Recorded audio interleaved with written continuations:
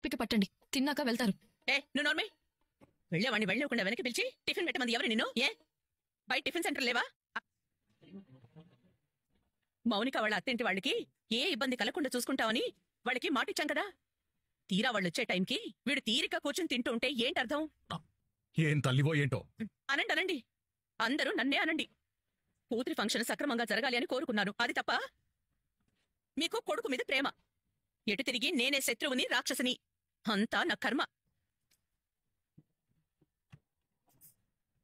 నీకు సంతోషమేనా?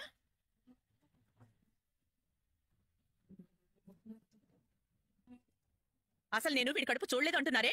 నేనేమన్నా వీడిని శాశ్వతంగా తినద్దన్నానా? ఈ ఒక్కదేసి కదా. కావాలంటే రేపు వీడికి బిర్యానీ చేసి పెడతా. పీకల దాకా తినమని చెప్పండి. ఎవరు తిన్నారు? తిండికి మొహం ఆసిపోయినట్టు ఎలా తింటున్నాడో చూడండి. అయ్యో, ఏడోకు, వెళ్తున్నాను. ప్లేట్లో ఉన్నదైనా పూర్తి చేసి వెళ్ళరా. ఆకలిగా లేదు నాన్న.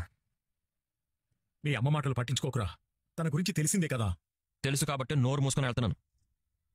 రే బాలు, ఇప్పుడు మీకు సంతోషమేనా?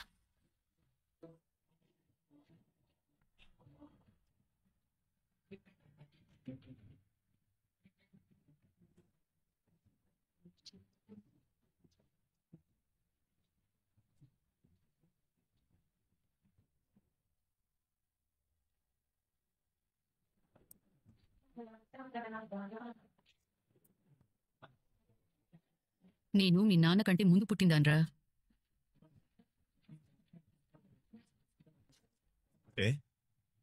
ఇదా మన పాలేరు ఎంకడిగాడికి ఇంతకంటే మంచిలుంది కదరా.